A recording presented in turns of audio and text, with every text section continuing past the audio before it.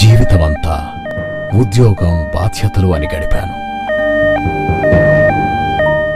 Retirement తర్వాత ఎంతో జీవితాన్ని జీవించాలనుకున్నాను.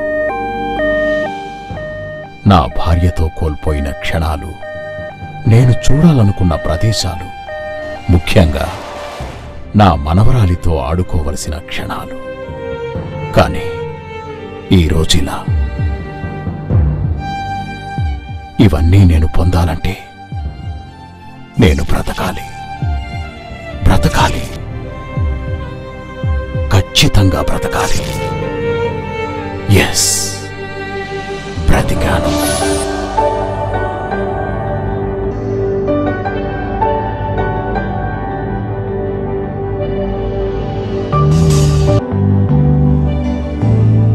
తాతయ్య, నీ గుండెమంటుందో తెలుసా? నా గుండెప్పుడు కిమ్స్ అనే అంటుందమ్మా. KIMS hospital, Ongole. P9 news స్వాగతం. ముందుగా ముఖ్యాంశాలు. వైసీపీ ప్రభుత్వంలో విద్యా వైద్యానికి పెద్దపీట. విద్యార్థులపై అక్రమ కేసులను నిరసిస్తూ ఏబీవీపీ ధర్నా. రాష్ట్ర ముఖ్యమంత్రి వైఎస్ జగన్మోహన్ రెడ్డి విద్యా వైద్యానికి అధిక ప్రాధాన్యత ఇస్తున్నారు. రాష్ట్ర విద్యాశాఖ మంత్రి బాలినేని శ్రీనివాసరెడ్డి అన్నారు. ఒంగోలులోని లాయర్పేటలోని మంత్రి బాలినేని శ్రీనివాసరెడ్డి నివాసంలో ముఖ్యమంత్రి సహాయ నిధి చెక్కులను లబ్ధిదారులకు పంపిణీ చేశారు. ఈ సందర్భంగా మంత్రి బాలినేని శ్రీనివాసరెడ్డి మాట్లాడుతూ 43 మందికి 15 లక్షల రూపాయలను లబ్ధిదారులకు అందజేయడం జరిగిందని అన్నారు. వైద్యం విషయంలో పార్టీలకు అతీతంగా ముఖ్యమంత్రి ప్రజలకు సేవలు చేస్తున్నారని తెలిపారు. ఒంగోలులోని రిమ్స్ కళాశాలకు 180 కోట్ల రూపాయలతో మల్టీ స్పెషాలిటీ వైద్యశాలగా రూపొందించడం జరిగిందని తెలియజేశారు. ఆరోగ్యశ్రీలో రాని వాళ్ళకి ఈ సీఎం రిలీఫ్ ఫండ్ రావడం జరుగుతుందని కూడా తెలియజేసుకుంటా ఉన్నాం. ముఖ్యమంత్రి గారు ఒక పార్టీ అనేది లేకుండా ఎవరు హెల్త్ ప్రాబ్లం ఎవరికి వచ్చినా కూడా సహాయం చేసే కార్యక్రమం చేస్తడం జరుగుతుంది. మేము కూడా అలాగే ఎవరు వచ్చినా కూడా సీఎం రిలీఫ్ ఫండ్కి మరి ముఖ్యమంత్రి గారు తీసుకుపోయి మేము అందరికి కూడా పార్టీలకు అతీతంగా ఆరోగ్య విషయంలో పార్టీలు అనేది చూడకూడదు, ప్రతి ఒక్కరు కూడా ఇబ్బంది లేకుండా చేయాలనే ఉద్దేశంతో ఈ ప్రభుత్వం ఉందని కూడా తెలియజేసుకుంటా ఉన్నాం. ఎవరికి ప్రాబ్లం వచ్చినా కూడా వస్తే తప్పకుండా సహాయం చేసేదానికి సిద్ధంగా ఉన్నామని కూడా తెలియజేసుకుంటా ఉన్నాం. ముఖ్యమంత్రి గారు మరి ఎన్నో కోట్లు వైద్యానికి కోసం ఎన్నో కోట్లు ఖర్చు పెట్టిన పరిస్థితులు ఉన్నాయి. అలాగే ఒంగోలు రిమ్స్ హాస్పిటల్ గతంలో రాజశేఖర రెడ్డి గారు గవర్నమెంట్ మరి హాస్పిటల్ మెడికల్ కాలేజీ ఇవ్వడం జరిగింది. మళ్ళీ ఈరోజు జగన్మోహన్ రెడ్డి గారు అదనంగా 180 కోట్లు మరి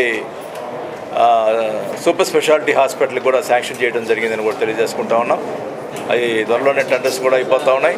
త్వరలోనే ఆ సూపర్ స్పెషాలిటీ హాస్పిటల్ సంబంధించినటువంటి పనులు కూడా జరుగుతాయని కూడా తెలియజేసుకుంటా ఉన్నాం.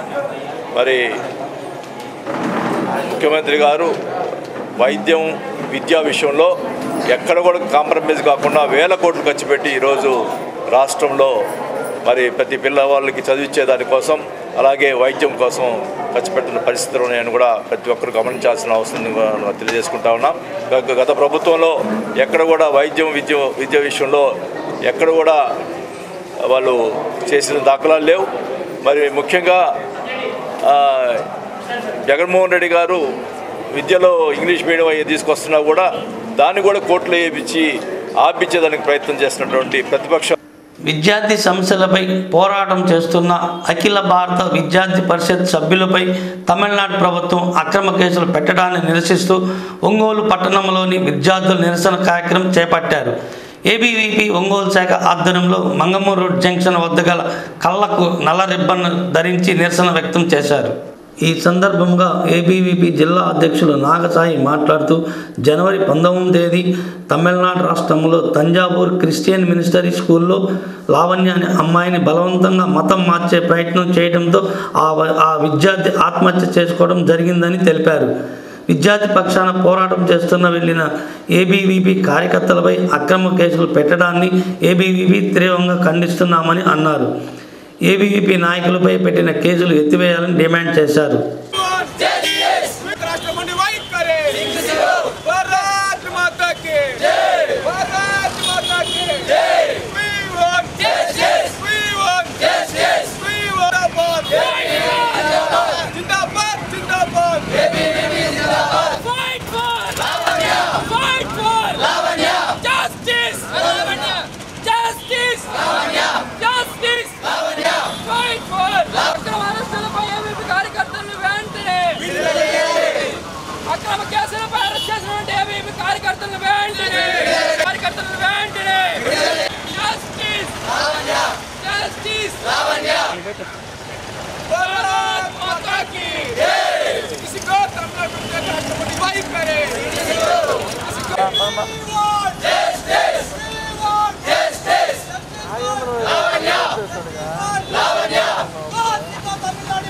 పంతొమ్మిది తారీఖు తమిళనాడు రాష్ట్రంలో ఒక స్కూల్లో లావణ్య అనే ఒక అమ్మాయిని బలవంతాన మతం మారమని చెప్పి ఫోర్స్ చేయగా అమ్మాయి దాన్ని నిరాకరించడంతో ఆ స్కూల్ యాజమాన్యం ఏదైతే ఉందో అమ్మాయి చేత టాయిలెట్స్ కడిగటం కానీ బయట చిమ్మటం కానీ చాలా దారుణమైన పనులు మరి చేయించింది. దీన్ని తట్టుకోలేక అమ్మాయి సూసైడ్ చేసి చనిపోవడం జరిగింది. దీన్ని ఆ కాలేజ్ మేనేజ్మెంట్ 4 రోజుల పాటు ఎవరికి చెప్పకుండా హాస్పిటల్లోని అమ్మాయి శవాన్ని ఉంచుకొని కనీసం ఇంట్లో వాళ్ళకి సమాచారం కూడా ఇవ్వకుండా ఆ యొక్క ఆత్మహత్యని కప్పిపెట్టే ప్రయత్నం ఆ స్కూల్ మేనేజ్మెంట్ చేసింది. దీన్ని అడగటానికి పోయిన ABP all India joint secretary Nidhi Tripathiji, national secretary Harikrishna గారిని అక్రమ కేసులు పెట్టి 30 రోజులు రిమాండ్లో ఉంచడం జరిగింది. దీన్ని ఏబీపీ తీవ్రంగా వ్యతిరేకిస్తుంది. తమిళనాడు రాష్ట్ర ప్రభుత్వం డిఎంకే గవర్నమెంట్ ఏబీపీ ఒకటి అడుగుతా ఉంది, అయ్యా న్యాయం కోసం అడగడానికి వచ్చిన వాళ్ళని ఇట్లా అక్రమ కేసులు పెట్టేసి మీరు జైల్లో పెడతారా? ఇలా అయితే దేశం మొత్తం ఏకతాటి మీద నుంచొని చలో తమిళనాడు ప్రోగ్రామ్ తోటి మీ ఇల్లు ముట్టడిస్తామని చెప్పి ఏబీపీ ఒకటే హెచ్చరిస్తూ ఉంది. ఆ రోజు ఏబీపీ కార్యకర్త అరెస్ట్ చేసినప్పుడు రాత్రి 1 గంటకి కోర్టులో వాళ్ళని ఇది చేయడం జరిగింది. వాళ్ళు ఏమైనా తీవ్రవాదులా రాత్రి 1 గంట సమయంలో తీర్పు ఇవ్వడానికి అని ఏబీపీ సూటిగా డిఎంకే గవర్నమెంట్ అడుగుతూ ఉంది. రాత్రి 1 గంట సమయంలో ఆ జడ్జి గారు ఎవరైతే ఉన్నారో అతను ఇది చేయడం జరిగింది, వాళ్ళని జైలు తరలించడం జరిగింది. అమ్మాయిల్లో మైనర్ వాళ్ళు కూడా చాలామంది ఉన్నారు, వాళ్ళని కూడా జైలు తరలించడం జరిగింది. దీన్ని ఏబీపీ తీవ్రంగా ఖండిస్తుంది. వెంటనే అమ్మాయికి మరి న్యాయం చేయలేకపోతే ఏబీపీ రాష్ట్రంలో పెద్ద ఉద్యమాన్ని తీసుకొచ్చేసి ఇటువంటి సంఘటన తమిళనాడు తంజావూరులో ఒక మహిళ ఇంటర్మీడియట్ సెకండ్ ఇయర్ చదివేటువంటి విద్యార్థినిని వాళ్ళ మేనేజ్మెంట్ ఫోర్స్ఫుల్గా మీ యొక్క మతం మార్చుకోండి క్రిస్టియానిటీలోకి అని చెప్పేసి ఫోర్స్ చేయడంతో అదే రకంగా కాలేజీలో అనేక కార్యక్రమాలు చేయించడం జరిగింది. అమ్మాయి దగ్గర బాత్రూమ్లు అయితే కడిగించడం జరిగింది. అదే రకంగా ఎన్నో అసంఘటన కార్యక్రమాలు కూడా అక్కడ చేయించడం జరిగింది. ఈ యొక్క దాన్ని అమ్మాయి తట్టుకోలేక ఒత్తిడికి గురయ్యి అమ్మాయి పాయిజన్ తీసుకొని ఆత్మహత్య చేసుకోవడం జరిగింది. ఆత్మహత్య చేసుకున్న తర్వాత కూడా ఆ యొక్క కాలేజ్ యాజమాన్యం వాళ్ళ ఇంట్లో కానీ వాళ్ళ పేరెంట్స్కి తెలియనియకుండా అట్లనే ఉంచి కోర్టులో హైకోర్టు జడ్జిమెంట్ ఇచ్చిన తర్వాత కూడా ఆ యొక్క డెడ్ బాడీని వాళ్ళ పేరెంట్స్కి ఇవ్వండి అని చెప్పిన తర్వాత కూడా ఆ యొక్క యాజమాన్యం ఆ డెడ్ బాడీని ఇవ్వలేదు. ఇలాంటి సంఘటన ఆ యొక్క కాలేజీలో చోటు చేసుకుంది. ఆ డిఎంకే గవర్నమెంట్ ఏదైతే ఉందో ఈ యొక్క క్రిస్టియానిటీ మతాన్ని మార్చుకోవడం అని చెప్పేసి దాన్ని ఎంకరేజ్ చేస్తుంది అక్కడ.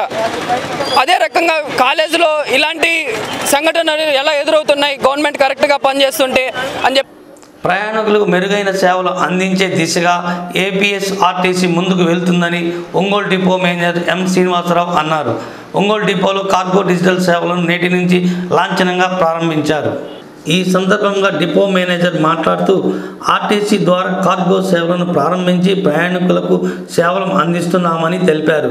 ఈ కార్యక్రమంలో భాగంగా డిజిటల్ సేవల పేరుతో ప్రయాణికులకు కార్గో సేవలను ప్రారంభించామని తెలియజేశారు.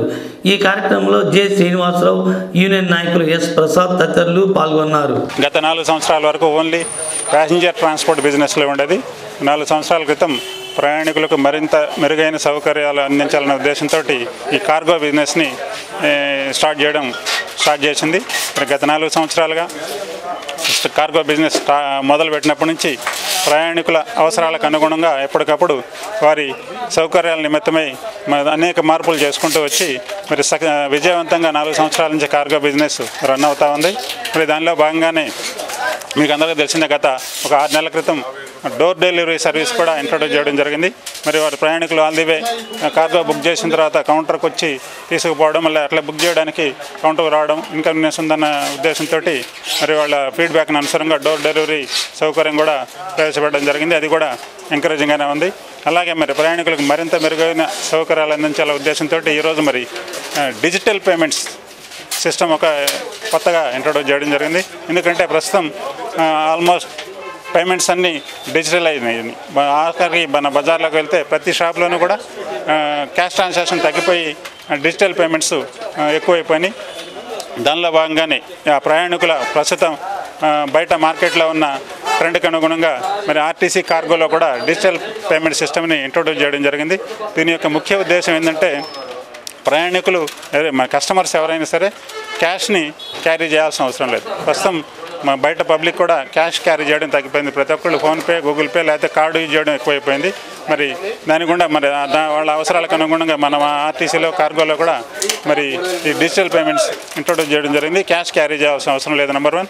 నెంబర్ 2, మరి ఎక్సెస్ పేమెంట్ ఇవ్వాల్సిన అవసరం. మాలో ఎవరైనా సరే ఎక్సెస్ పేమెంట్ డిమాండ్ చేస్తే మళ్ళీ మా క్యాష్ ట్రాన్సాక్షన్ అయితే మా వాళ్ళు ఎక్సెస్ పేమెంట్ డిమాండ్ చేసి తీసుకునే అవకాశం ఉన్నది. సో మరి ఇక్కడ అవకాశం లేదు. ఎందుకంటే ఎల్ఆర్లో ఎంత అమౌంట్ అయితే జనరేట్ అవుతుందో అంత అమౌంట్ అతను ఫోన్పే, గూగుల్ పేలో కనుక ఎంటర్ చేసి స్కాన్ చేస్తే ఆటోమేటిక్గా అమౌంట్ క్రెడిట్ అవుతుంది అకౌంట్లో. నెంబర్ 3, చేంజ్ ప్రాబ్లం ఉండదు. చిల్లర మావిడ 500 లేకపోతే 1000 రూపాయలు తీసుకొచ్చి చేంజ్ మామూలు చేంజ్ లేదని ఇబ్బంది లేకుండా ఉంటుంది. సో మరి ఈ ఇన్కన్వీనియన్స్లని, ఈ కస్టమర్స్కి ఈ అసౌకర్యాలని తొలగించేదానికి మరి ఫాస్ట్గా పేమెంట్ కూడా ఫాస్ట్గా అయ్యేదానికి ఈ డిజిటల్ పేమెంట్ ప్రవేశపెట్టడం జరిగింది ఈ రోజు నుంచి కార్గోలో రాష్ట్రం మొత్తం మీద. కావున మరి ఒంగోలు పట్టణంలో నూతనంగా ఏర్పాటు చేసిన Sri Venkateswara consultancy of political strategy కార్యాలయాన్ని యువనేత బాలినేని పణితిరెడ్డి ప్రారంభించారు. వైఎస్ఆర్ కాంగ్రెస్ పార్టీ జిల్లా అధికార ప్రతినిధి దొండ అంజిరెడ్డి ఆధ్వర్యంలో జరిగిన కార్యక్రమంలో పలువురు వైఎస్ఆర్ కాంగ్రెస్ పార్టీ నాయకులు పాల్గొన్నారు. ఈ సందర్భంగా యువనేత పణితిరెడ్డి సంస్థ యొక్క వివరాలు అడిగి తెలుసుకున్నారు. భవిష్యత్తులో మంచి సూచనలు, సలహాలు అందిస్తూ మంచి పేరు ప్రఖ్యాతులు తెచ్చుకోవాలని నిర్వాహకులకు యువనేత సూచించారు. ఈ కార్యక్రమంలో నగర అధ్యక్షుడు సింగరాజు వెంకట్రావు, యువజన విభాగ జిల్లా అధ్యక్షుడు గంటా రామానాయుడు, వైఎస్ఆర్సీపీ నాయకులు, కార్యకర్తలు దీక్షలు ప్రారంభించారు.